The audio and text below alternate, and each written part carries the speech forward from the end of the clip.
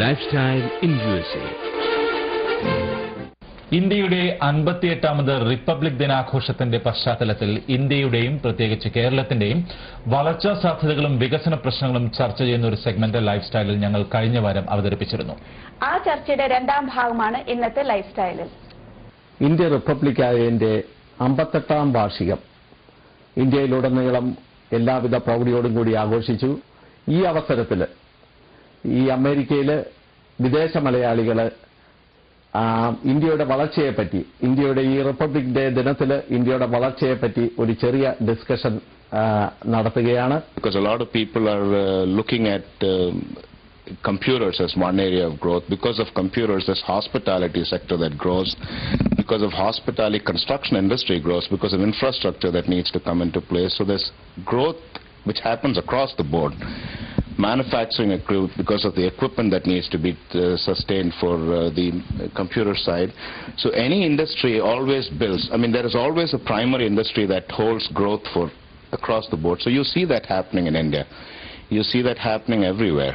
എനിക്ക് നിങ്ങൾ പറഞ്ഞു പല കാര്യങ്ങളും ഇവിടെ പറഞ്ഞു. ഒന്ന്, ഗ്രാമങ്ങളിലേക്ക് വികസനം എത്തുന്നില്ല. അതല്ല, പിന്നെ ചില മേഖലകളിൽ മാത്രം വികസനം നിലനിൽക്കുന്നു.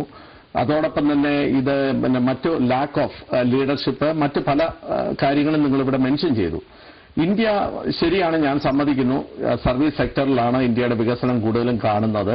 ഓൾഡ് എക്കോണമിയെ പാടെ മറന്നുകൊണ്ട് ന്യൂ എക്കോണമി സ്ഥാനം പിടിച്ചുകൊണ്ടിരിക്കുന്ന ഒരു അവസ്ഥയാണെന്നും ഞാൻ വിശ്വസിക്കുന്നു. പക്ഷേ നമ്മുടെ ചില മേഖലകൾ, കാർഷിക മേഖല, അതല്ലെങ്കിൽ ഇൻഡസ്ട്രി, ആ മേഖലകളിലൊന്നും നമ്മുടെ വികസനങ്ങൾ അങ്ങോട്ട് എത്തപ്പെടുന്നില്ല. അപ്പോൾ ഇതുവരെ നമ്മൾ സംസാരിച്ചിരുന്നത് നമ്മൾ ഈ IT മേഖലയിലും ബാക്കിയുള്ള പുതിയ ടെക്നോളജി ഏരിയയിലൊക്കെ എത്ര ഇംപ്രൂവ്മെന്റ്സ് ഉണ്ട്, എത്ര ഡെവലപ്മെന്റ് ഉണ്ട് എന്നുള്ളതാണ്. പക്ഷെ ഒരു കാര്യം നമ്മൾ ഓർക്കണം, നമ്മുടെ നാട്ടിൽ ഇപ്പോഴും നല്ല മെജോറിറ്റി ആൾക്കാർ ഇപ്പോഴും കാർഷിക മേഖലയിൽ വർക്ക് ചെയ്യുന്ന ആൾക്കാരാണ്. അപ്പോൾ ആ ഏരിയയിൽ, അഗ്രികൾച്ചറൽ ഏരിയയിൽ എന്തെങ്കിലും ഇംപ്രൂവ്മെന്റ്സ് ഉണ്ടായാലേ ശരിക്കും പറഞ്ഞ നാട് മുന്നോട്ട് പോയി എന്ന് പറയാൻ പറ്റും. ആ ഏരിയയിൽ നോക്കുമ്പോൾ ഇപ്പോൾ വളരെ പ്രശ്നങ്ങളാണ്. ഇപ്പോൾ നോക്കുമ്പോൾ അതിന് പല കാരണങ്ങളുണ്ട്. ഇപ്പോൾ നമ്മുടെ നാട്ടിലെ കേരളത്തിലാണെങ്കിൽ തന്നെ ഇപ്പോൾ ഈ ലാൻഡ് റിഫോംസ് ഒക്കെ വന്നത് കാരണം ആൾക്കാരുടെ ഈ വലിയ ഫാംസ് ഇല്ല. ഉള്ള സ്ഥലം ആകെ കുറച്ച് ഏക്കറുള്ള മാത്രമേ ഉള്ളൂ. അപ്പൊ ഈ സ്ഥലത്ത് അവർ എത്രത്തോളം നന്നാക്കി അവർക്ക് ലാഭകരമായിട്ട് എത്ര കൃഷി ചെയ്യാൻ പറ്റും എന്നുള്ളതാണ് വലിയൊരു പ്രശ്നം. അതിൽ പല കാര്യങ്ങളുണ്ട്. ഇപ്പൊ കുറെ ക്രെഡിറ്റ് അവൈലബിൾ ആണ്. ഇപ്പൊ പണ്ടത്തെ മാതിരി എല്ലാ ആൾക്കാർക്ക് കടം മേടിച്ചിട്ട് കൃഷിയിൽ കുറെ കൂടി പൈസ കൊണ്ടുവരാം. പക്ഷെ അതിന് തക്കതായ ലാഭം കിട്ടിയില്ലെങ്കിൽ അവർ ഈ കടത്തിൽ പെട്ടിട്ട് ഇപ്പോ നമ്മുടെ നാട്ടിലിപ്പോ ഒരുപാട് പ്രശ്നങ്ങൾ ഇപ്പൊ കേൾക്കാമല്ലോ, ഇങ്ങനെ കർഷകർ ആത്മഹത്യ ചെയ്യുന്നു എന്നൊക്കെ. അതിനൊക്കെ കാരണം ഇതൊരു വലിയൊരു ഫാക്ടറാണെന്ന് എനിക്ക് തോന്നുന്നു. എനിക്കിവിടെ പറയാനുള്ള ഒരു ചോദിക്കാനുള്ള ഒരു ചോദ്യം, നമ്മൾ ഈ വികസനങ്ങൾ അടിപടി മുന്നോട്ട് പോകുമ്പോൾ ഇന്ത്യയിലെ ജനങ്ങൾ, അതല്ലെങ്കിൽ സാധാരണക്കാർ, അതല്ലെങ്കിൽ യുവജനങ്ങൾ, അവര് ഇത് അക്സെപ്റ്റ് ചെയ്യാനായിട്ടുള്ള ഒരു മാനസികമായ തയ്യാറെടുപ്പ് ഉണ്ടായിട്ടുണ്ടോ? അതിനെപ്പറ്റി നിങ്ങളുടെ അഭിപ്രായം എന്താണ്? എനിക്ക് അനിയൻ പറഞ്ഞ കാര്യം എനിക്കൊരു ഇഷ്യൂ ആയിട്ട് എനിക്ക് തോന്നുന്നില്ല. കാരണം ഞാനിപ്പോ ഈ അടുത്ത് ഞാനിപ്പോ ഇന്ത്യയിൽ പോയി വന്നപ്പോഴും അവിടെയുള്ള പിള്ളേരെയും ആൾക്കാരൊക്കെ കണ്ടപ്പോഴും അവര് വെസ്റ്റേൺ കൾച്ചറെ വളരെ ആയിട്ട് എംബ്രേസ് ചെയ്ത് നടക്കുന്ന പോലെയാണ് തോന്നിയിരിക്കുന്നത്. ഇൻഫാക്ട് അവിടെ ഇപ്പോഴത്തെ പിള്ളേരും ആൾക്കാരൊക്കെ I think they are more modern and western than നമ്മുടെ പിള്ളേർ who are growing up over here. എനിക്കൊരു കാര്യം പറയാനുള്ളതെന്ന് വെച്ച് കഴിഞ്ഞാൽ, നമ്മുടെ കുട്ടികൾ, കോളേജിൽ പഠിക്കുന്നവരും ഈവൻ സ്കൂളിൽ പഠിക്കുന്ന കുട്ടികൾ പോലും വെസ്റ്റേൺ സ്റ്റൈല് അഡാപ്റ്റ് ചെയ്യാനായിട്ട് ശ്രമിക്കുന്നുണ്ട്. പക്ഷേ ഈ അമേരിക്കയിലും മറ്റ് വിദേശ രാജ്യങ്ങളിലൊക്കെ കുട്ടികളെ കലാലയത്തിൽ വെച്ച് കൗൺസിലിംഗ് എല്ലാം നടത്തി എങ്ങനെ ഇത് ഉപയോഗിക്കണം, അല്ലെങ്കിൽ ജീവിത ശൈലി തന്നെ എങ്ങനെ വേണമെന്നുള്ളതൊക്കെ പറഞ്ഞു കൊടുക്കുന്നുണ്ട്. അത്തരം കാര്യങ്ങളിൽ നമ്മുടെ കലാലയങ്ങളിൽ വളരെ കാര്യമായ ശ്രദ്ധ ഇതുവരെ പതിച്ചിട്ടില്ല. നമ്മൾ ഇതുവരെ ചർച്ച ചെയ്ത് ഇന്ത്യയുടെ വികസനം, ഇന്ത്യയുടെ ഏതൊക്കെ മേഖലകളിലാണ് ഇന്ത്യ വികസിക്കുന്നു എന്നുള്ളതായിരുന്നു. നമ്മുടെ ഡോക്ടർ കൃഷ്ണ കിഷോർ പറഞ്ഞതുപോലെ രാഷ്ട്രീയ അതിപ്രസരം നമ്മുടെ വികസനത്തെ പല മേഖലകളിലും കൂച്ചുവിലം കിടുന്നുണ്ട് എന്നൊരു അഭിപ്രായം പൊതുവെ ഇവിടെ അമേരിക്കയിലുള്ള ജനങ്ങൾക്കും ഉള്ളതായിട്ട് നമുക്കറിയാം. അത് നിങ്ങൾ ആ വിഷയത്തെ പറ്റി എന്താണ് നിങ്ങളുടെ അഭിപ്രായം? അനിയൻ പറഞ്ഞത് വളരെ ശരിയായിട്ടാണ് എനിക്ക് തോന്നുന്നത്. രാഷ്ട്രീയത്തിന്റെ അതിപ്രസരണം നമ്മുടെ കേരളത്തില് ഇപ്പം ഉദാഹരണമായിട്ട് എടുക്കുകയാണെങ്കിൽ മാനുഫാക്ചറിംഗ് ഇൻഡസ്ട്രി, കേരളത്തിലെ മാനുഫാക്ചറിംഗ് ഇൻഡസ്ട്രി മൊത്തമായിട്ടും തകർന്നു തന്നെ പറയാം ഈ രാഷ്ട്രീയത്തിന്റെ അതിപ്രസരം കാരണം. ഇപ്പം മറ്റ് സംസ്ഥാനങ്ങൾ എടുക്കുകയാണെങ്കിൽ ഇപ്പം ഉദാഹരണത്തിന് ബാംഗ്ലൂരും അതുപോലുള്ള എല്ലാ മേഖലകളിലും IT നല്ല രീതിയിൽ യൂണിയൻ ഇതൊന്നും ഇല്ലാതെ നല്ല രീതിയിൽ നടക്കുന്നുണ്ട്. ഇപ്പോൾ കേരളത്തിൽ ഐടിയിൽ യൂണിയൻ കൊണ്ടുവരുന്നതിനെ പറ്റിയിട്ട് ഉള്ള ഡിസ്കഷൻ രാഷ്ട്രീയ തലത്തിൽ നടക്കുന്നതായിട്ട് പത്രങ്ങളിൽ വായിച്ചു. അത് കേരളത്തിന്റെ IT ഭാവിയെ എത്രത്തോളം ബാധിക്കുന്നുള്ളത് നമ്മൾ കണ്ടറിയേണ്ടിയിരിക്കുന്നു. അതിന്റെ കൂടെ തന്നെ എനിക്ക് തോന്നുന്നത് കേരളത്തിലെ ഈ രാഷ്ട്രീയ അതിപ്രസരം ഉണ്ടാവും. പക്ഷെ അതേസമയം ഈ ഇൻഫർമേഷൻ ടെക്നോളജി അല്ലെങ്കിൽ കമ്പ്യൂട്ടർ സയൻസ് ഇൻഡസ്ട്രിയിലൊക്കെ ഇപ്പം വളരെ വലിയ ഗ്രോത്ത് വരുമ്പോൾ ഹ്യൂമൻ റിസോഴ്സസ് ഒരുപാട് വേണ്ട ഒരു ഇൻഡസ്ട്രിയാണ്. അപ്പൊ അതുകൊണ്ട് തന്നെ ഇതിൽ എക്സ്പ്ലോയിറ്റേഷൻ വളരെ പോസിബിൾ ആണ്. പിന്നെ നമ്മൾ വളരെ മനസ്സിലാക്കേണ്ടത് ഇന്ത്യയുടെ നമുക്ക് ഏറ്റവും അധികം അഭിമാനം തരുന്ന ഒരു കാര്യം എന്ന് വെച്ചാൽ നമ്മളൊരു ജനാധിപത്യ രാജ്യമാണ് ചൈനയായിട്ടൊക്കെ കമ്പയർ ചെയ്യുമ്പോൾ. അപ്പോൾ നമ്മൾ ചൈനയിലെ ഒരു സിറ്റുവേഷൻ അല്ല ഇന്ത്യയിലോ അല്ലെങ്കിൽ കേരളത്തിലോ ഉള്ളത്. അപ്പൊ അതുകൊണ്ട് തന്നെ നമ്മൾ വളരെ പൊളിറ്റിസൈസ്ഡ് ആണ്. നമുക്ക് വളരെ നമ്മുടെ റൈറ്റ്സിനെ പറ്റിയും ഡ്യൂട്ടീസിനെ പറ്റിയൊക്കെ നമ്മൾ വളരെ ഇൻഫോംഡ് ആണ്, കോൺഷ്യസ് ആണ്. ഇതൊക്കെ ആണെങ്കിൽ തന്നെയും എനിക്ക് തോന്നുന്നത് ഒരു ജുഡീഷ്യസ് ബാലൻസ് ആണ് വേണ്ടത്. പിന്നെ എനിക്ക് തോന്നുന്നു ഇതൊരു രാഷ്ട്രീയ അതിപ്രസരം എന്നുള്ളതിനെക്കാട്ടും കൂടുതൽ ഞാൻ നേരത്തെ പറഞ്ഞതുപോലെ ഒരു ലാക്ക് ഓഫ് ലീഡർഷിപ്പാണ്. BMW പ്ലാന്റും വിഴിഞ്ഞം തുറമുഖവും ഒക്കെ സാക്ഷാത്കരിക്കാൻ പറ്റാത്തത് ഒരു രാഷ്ട്രീയ അതിപ്രസരം കൊണ്ടല്ല, രാഷ്ട്രീയത്തിന്റെ നേതൃത്വ കുറവുകൊണ്ടാണ് ഇത് സംഭവിച്ചിട്ടുള്ളത്.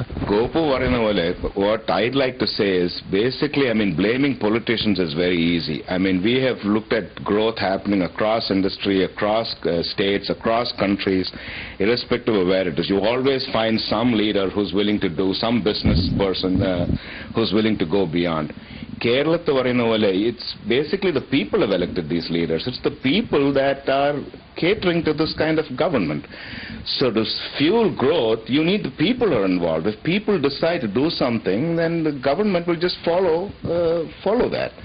And if people elect leaders who follow that, we are, as individuals, people make the business. People are responsible for it. So I think in Kerala, that's the problem. They are not willing to step up to the plate and do it. They cater to the unions. They want the unions. They want labor laws where it's not necessary. കേരളത്തിലെ ഈ വികസനത്തിന് ഏറ്റവും തടസ്സമായിട്ട് നിൽക്കുന്നത് നമ്മുടെ നാട്ടിൽ എപ്പോഴും നടക്കുന്ന ബന്ദ്, ഹർത്താല് മുതലായ സംഗതികളാണ്. 4 കുട്ടികൾ വിചാരിച്ചാൽ റോഡ് ബ്ലോക്ക് ചെയ്യാനും ഒരു ദിവസത്തെ ജോലി തടസ്സപ്പെടുത്താനും സാധിക്കുന്നുണ്ട്. വേറെ ഇപ്പൊ ഞാനിവിടെ അമേരിക്കയിൽ വന്നിട്ട് ഇവിടുന്ന് ഒരു സ്ഥലത്തേക്ക് എത്താനായിട്ട് അരമണിക്കൂർ എന്ന് പറഞ്ഞാല് ആ അരമണിക്കൂർ കൊണ്ട് നമ്മൾ അവിടെ എത്തും, അരമണിക്കൂറിൽ എത്താൻ പറ്റും എന്നുള്ളൊരു സാഹചര്യം ഇവിടെയുണ്ട്. കേരളത്തിലാണെങ്കിൽ വിമാനത്താവളത്തിലേക്ക് പോകുമ്പോൾ 1 മണിക്കൂർ മുമ്പ് പോകേണ്ടതിന് പകരം 2-3 മണിക്കൂർ മുമ്പാണ് ആളുകൾ അവിടെ എത്തുന്നത്. എന്താ കാരണം വെച്ചാൽ ഈ ഹർത്താലിനെയും ബന്ദിനെയും ഭയന്നിട്ട്. അപ്പൊ ആ ഒരു സാഹചര്യം ഒഴിവാക്കാൻ സാധിച്ചാലേ സത്യത്തിൽ കേരളത്തിന് രക്ഷപ്പെടാൻ പറ്റുള്ളൂ. ഇവിടെ നമ്മളിപ്പോ എല്ലാവർക്കും ഉള്ളൊരു പൊതുവെയുള്ളൊരു ധാരണയാണ് നമ്മളെ ഈ യൂണിയൻ കാരണം നമ്മുടെ നാട്ടില് കേരളത്തിൽ പ്രത്യേകിച്ച് ഹെവി ഇൻഡസ്ട്രീസ് ഒന്നും വന്നില്ല, എല്ലാം പൂട്ടിപ്പോയി. ഒരു കണക്കിൽ നോക്കുകയാണെങ്കിൽ അതൊരു കേരളത്തിന്റെ ഒരു ഭാഗ്യമാണ്. നമ്മുടെ കേരളത്തിലെ എൻവയറമെന്റ് നോക്കുകയാണെങ്കിൽ വളരെ ഡെലിക്കേറ്റ് ആണ്. അവിടുത്തെ പോപ്പുലേഷൻ വെച്ച് നോക്കുമ്പോൾ അവിടുത്തെ ഗ്രീനറിയും അതെല്ലാം നമ്മളത് ശരിക്കും പൊല്യൂഷൻ ഒന്നും വരാണ്ട് കുറച്ച് പ്രിസർവ് ചെയ്ത് വെക്കണം എന്നുണ്ടെങ്കിൽ ഇതുപോലെ ഹെവി ഇൻഡസ്ട്രീസ് വന്നു കഴിഞ്ഞാൽ അതിന്റെ പൊല്യൂഷൻ ബാക്കി ഒരുപാട് വേണ്ടാത്ത എഫക്ട്സും ഉണ്ടാവും. ഇപ്പൊ അതിൽ നിന്ന് നമ്മൾ ഒരു കണക്കിൽ രക്ഷപ്പെടുകയും ചെയ്തു ഇത് ഈ ഹെവി ഇൻഡസ്ട്രി വരാതെ ഇരുന്നത് കാരണം. അപ്പൊ അത് കാരണം നമുക്കിപ്പോ ഈ ഫ്യൂച്ചർ നോക്കുകയാണെങ്കിൽ നമുക്ക് നമ്മുടെ ടൂറിസം ഇൻഡസ്ട്രിയും അതൊക്കെ നമുക്ക് ശരിക്കും ഡെവലപ്പ് ചെയ്തെടുക്കാൻ ഒരുപാട് സ്കോപ്പ് ഉണ്ട്. ബിക്കോസ് നമ്മളിപ്പോഴും നമ്മുടെ പുഴയിലും ഈ കായലിലൊന്നും അത്ര പൊല്യൂഷൻ ഇല്ല. ഇപ്പൊ അത് കാരണം എനിക്ക് തോന്നുന്നത് നമുക്ക് ഒരു ഓപ്പർച്യൂണിറ്റി മിസ് ചെയ്തെങ്കിലും ഇതൊന്ന് നമുക്ക് വീണ്ടും എടുക്കാൻ പറ്റുന്നത് അടുത്തത് ഇപ്പൊ ഫ്യൂച്ചറിൽ നോക്കുകയാണെങ്കിൽ ശരിക്ക് കേരളം നല്ലൊരു ടൂറിസം, ഇന്റേണൽ ടൂറിസം, പിന്നെ പുറത്തുനിന്ന് വരുന്ന ആൾക്കാരെയും ഒരുപാട് അട്രാക്ട് ചെയ്യാൻ പറ്റും എന്നുള്ളതാണ് എനിക്ക് തോന്നുന്നത്. നമ്മൾ ഇന്ത്യയുടെ വികസനത്തിൽ നിന്ന് കേരളത്തിന്റെ വികസനത്തിലേക്ക് കടന്നു വന്നു. കേരളത്തിന്റെ വികസനത്തിൽ തടസ്സം നിൽക്കുന്ന കാര്യങ്ങളെ പറ്റിയാണ് നമ്മളിപ്പോൾ ചർച്ച ചെയ്തത്. അതിൽ പല അഭിപ്രായങ്ങൾ പൊന്തി വന്നു. അതിൽ ലാക്ക് ഓഫ് ലീഡർഷിപ്പ്, ശരിയായ പൊളിറ്റിക്കൽ കണ്ടിന്യൂറ്റി ഇല്ല, പിന്നെ യൂണിയനുകൾ, ബന്ദ്, പിന്നെ അങ്ങനെയൊക്കെയുള്ള പല കാര്യങ്ങൾ കേരളത്തിലെ വികസനത്തിന് തടസ്സം നിൽക്കുന്നുണ്ട് എന്നൊരു അഭിപ്രായമാണ് വന്നത്. പക്ഷെ നമ്മൾ കേരളത്തിലോട്ട് ചെല്ലുമ്പോൾ നമ്മൾ കാണുന്ന ബോർഡുകൾ കേരളം തിളങ്ങുന്നു, കേരളം ബഹുദൂരം, ദൈവത്തിന്റെ സ്വന്തം നാട്, ഇതെല്ലാം നമ്മളെ ആകർഷിക്കുന്നുണ്ട്. പക്ഷേ അങ്ങോട്ട് ചെല്ലുമ്പോഴാണ് നമ്മൾ കാര്യങ്ങൾ മനസ്സിലാക്കുന്നത്. ഇപ്പം ഇവിടെ തന്നെ അമേരിക്കയിൽ തന്നെ പലരും പറയുന്നുണ്ട് വിദേശ മലയാളികളുടെ വോട്ട് മിസ് ചെയ്തെന്ന്. ഇൻവെസ്റ്റ്മെന്റ് രംഗത്ത് നമ്മൾ കേരളത്തിൽ വിദേശ മലയാളികളായ ആൾക്കാർ കേരളത്തിൽ ഇൻവെസ്റ്റ് ചെയ്യണമെങ്കിൽ എന്തെല്ലാം മാറ്റങ്ങളാണ് കേരളത്തിൽ ഉണ്ടാകേണ്ടത്? അത് നിങ്ങളുടെ അഭിപ്രായം ഒന്ന് ഷെയർ ചെയ്യുക. ഞാനൊരു ഇൻവെസ്റ്റർ എന്ന നിലയ്ക്ക് നോക്കുകയാണെങ്കിൽ കേരളത്തിൽ പ്രധാനമായിട്ട് നോക്കുകയാണെങ്കിൽ നമുക്ക്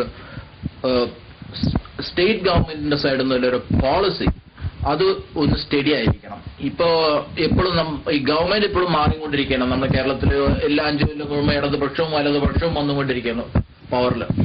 അതിൽ ഗവൺമെന്റ് മാറിയാലും നമുക്കൊരു ലോങ് ടേം ഒരു പോളിസി കേരളത്തിന്റെ സൈഡിൽ നിന്ന് അത് 2 പാർട്ടിയും എഗ്രി ചെയ്തിട്ട് ഒരു സ്റ്റഡി പോളിസി ഉണ്ടെങ്കിൽ മാത്രമേ ഒരു ഇൻവെസ്റ്റർക്ക് ഒരു ധൈര്യം കിട്ടുള്ളൂ. നമുക്ക് ഇതാണ് ഇവിടുത്തെ പോളിസി എന്നുള്ള അതിനെ ബേസ് ചെയ്തുകൊണ്ട് വേണം അവരുടെ ബിസിനസ് പ്ലാനും കാര്യങ്ങളൊക്കെ നടത്താൻ. അപ്പൊ അതാണ് ഏറ്റവും ഇമ്പോർട്ടന്റ് ആയിട്ട് നോക്കുന്നത്. 2 സൈഡും ഇടതുപക്ഷമായാലും വലതുപക്ഷമായാലും ഒരു കേരളത്തിന്റെ ഒരു വികസനത്തിന് വേണ്ടിയിട്ടുള്ള ഒരു ലോങ് ടേം പോളിസി ഒന്ന് 2 സൈഡും എഗ്രി ചെയ്തെങ്കിൽ അത് ഇൻവെസ്റ്റേഴ്സിന് ഒരുപാട് ഒരു ആശ്വാസം ഉണ്ടാവും എന്നാണ് എന്റെ തോന്നൽ. ജയം പറഞ്ഞത് ശരിയാണെന്ന് തോന്നുന്നു. ഒരു കാരണം ഇപ്പം പ്രതിപക്ഷത്തിരിക്കുമ്പോൾ ഗവൺമെന്റിന് ചെയ്യുന്ന എല്ലാ പ്രവൃത്തികളെയും നിശിതമായി വിമർശിക്കുക എന്നുള്ള ഒരു സ്വഭാവമാണ് ഇപ്പൊ നമ്മൾ കണ്ടുവരുന്നത്. ഇപ്പോ ഉദാഹരണത്തിന് എക്സ്പ്രസ് ഹൈവേ കഴിഞ്ഞ ഗവൺമെന്റിന്റെ സമയത്ത് ഇടതുപക്ഷം വളരെ എതിർത്തിരുന്ന ഒരു സംഭവമായിരുന്നു. ഇപ്പോ അത് പേര് മാറ്റി വേറെ രീതിയിൽ ഇംപ്ലിമെന്റ് ചെയ്യാന്ന് പത്രങ്ങളിൽ വായിക്കേണ്ടായി. അതേസമയത്ത് അത് തന്നെ അതിന്റെ അപാകതകൾ പരിഹരിച്ച് ഒരു എക്സ്പ്രസ് ഹൈവേ ആയിട്ട് ഇംപ്ലിമെന്റ് ചെയ്തിരുന്നെങ്കിൽ നമുക്ക് ഇംപ്ലിമെന്റ് ചെയ്യാനുള്ള പ്ലാൻ തുടങ്ങിയിരുന്നെങ്കിൽ ചിലപ്പോൾ അതിന്റെ വർക്ക് ഇപ്പൊ തുടങ്ങിയിട്ടുണ്ടാവുമായിരുന്നു. അപ്പോൾ ഇൻഫ്രാസ്ട്രക്ചർ ആണ് ഒരു സീരിയസ് ആയിട്ടുള്ള ഒരു ഇഷ്യൂ. ഈ 5 വർഷം മാറി മാറി വരുന്ന ഗവൺമെന്റ് ഒരു സമയത്ത് ഒരു ലോങ് വിഷൻ ഇല്ല.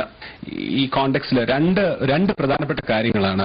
ഒന്ന്, അമേരിക്കയിലെ ഒരു മലയാളി വ്യവസായിയോ ഇൻവെസ്റ്ററോ ഇന്ത്യയിലോ കേരളത്തിലോ ഇൻവെസ്റ്റ് ചെയ്യാൻ പോകുമ്പം നമുക്ക് പറയാൻ പറ്റില്ല എനിക്ക് എന്റെ ടേംസിൽ ഗവൺമെന്റ് അവിടെ എനിക്കൊരു പർദീസ ഒരുക്കി തരണമെന്ന് നമുക്ക് പറയാൻ പറ്റില്ല. അതാണ് അതിന്റെ business challenge. We have to go there in their terms. We have to നമ്മൾ അവരുടെ ടേംസിൽ പോകണം. അവിടുത്തെ കൾച്ചറൽ സോഷ്യൽ പൊളിറ്റിക്കൽ റിയാലിറ്റിയിൽ നമ്മൾ ഇൻവെസ്റ്റ് ചെയ്യണം. നമ്മൾ നമ്മുടെ എല്ലാ കോമ്പണൻസിനെയും ഭംഗിയായിട്ട് മാനേജ് ചെയ്ത് നമ്മൾ പ്രോഫിറ്റബിൾ ഉണ്ടാക്കണം. സോഷ്യൽ ഡിസാമിനിയും എൻവയറമെന്റൽ പൊല്യൂഷനും ഇല്ലാതെ. അതാണ് ചലഞ്ച്. വേൾഡിലെ എല്ലാ മൾട്ടിനാഷണൽസും ഇതാണ് ചെയ്യുന്നത്. മലയാളിയായിട്ട് അമേരിക്കയിൽ ജീവിക്കുന്ന ഒരാള് വാട്ടെവർ ലൈക്ക് അയാൾ ക്യാപിറ്റലായിട്ട് പോകുമ്പം അയാൾക്കൊരു പ്രത്യേക ലോകം അങ്ങനെ ഞങ്ങൾക്ക് ഉണ്ടാക്കി തന്നാൽ ഞങ്ങൾ വന്ന് ഇൻവെസ്റ്റ് ചെയ്യാന്ന് പറയുന്നതിൽ വലിയ അർത്ഥമുണ്ടെന്ന് എനിക്ക് തോന്നുന്നില്ല. ഗോപു പറയുന്നതിൽ സത്യമുണ്ട്, but I find it difficult to agree with that. Because basically എന്നോട് ചോദിച്ചത് if I have money to invest in Kerala what would I need to see in Kerala that is different എന്റെ പൈസ അവിടെ പോയിട്ട് ഇൻവെസ്റ്റ് ചെയ്യാൻ. So now when that comes to the question, I want to know if what the government will do to make this conducive for me. Because if I am trying to invest my hard-earned money, I want Kerala to benefit because I am a Keralite. I'm a Malayali. But as a businessman, I can invest in any part of the country. I'm an Indian also. I can invest in Bangalore, I can invest in Chennai, I can invest anywhere. So angane, if Kerala wants to attract investors like me, then they got to make it conducive. So to make it conducive, I want that those policies in favor of what I want to do there. I cannot expect, because I've been to Kerala, I love Kerala, I have family there, so I'll definitely go to Kerala. But whenever I go there, every other day there is a strike on the road, and that's something that the government controls. People control. I mean, there should be a policy that people cannot just get up and have strikes at random. People have no reason. 3 people block. Someone else had mentioned earlier. I was on the road, and then 3 people just blocked the road and said, you cannot go this way. We had to deviate 2 hours to get to the destination, which was a half hour away. എനിക്കിതിലൊരു അഭിപ്രായം പറയാനുള്ളത്, നമ്മൾ കേരളത്തിലെ ഈ വക കാര്യങ്ങൾക്കൊക്കെ ഏകജാലകമാണെന്ന് പറയുന്നുണ്ടെങ്കിലും സത്യത്തിൽ അങ്ങനെ ഒന്നും നടക്കുന്നില്ല. അപ്പോൾ ഒരു വിദേശ മലയാളിക്ക് കേരളത്തിൽ ഇൻവെസ്റ്റ് ചെയ്യാനുള്ള സൗകര്യം ഗവൺമെന്റിന്റെ ഭാഗത്തുനിന്ന് ഉണ്ടാക്കി കൊടുക്കേണ്ടത് ഒരു ആവശ്യമാണെന്നാണ് എനിക്ക് തോന്നുന്നത്. ഇതുപോലെയുള്ള ചർച്ചകൾ ഇനിയും അമേരിക്കൻ ടുഡേയിൽ നമുക്ക് പ്രതീക്ഷിക്കാം. കാത്തിരുന്ന് കാണുക. Back to the studio, Krishna, Lucy. ഇനിയൊരു ഇടവേള. We'll be right back after these messages.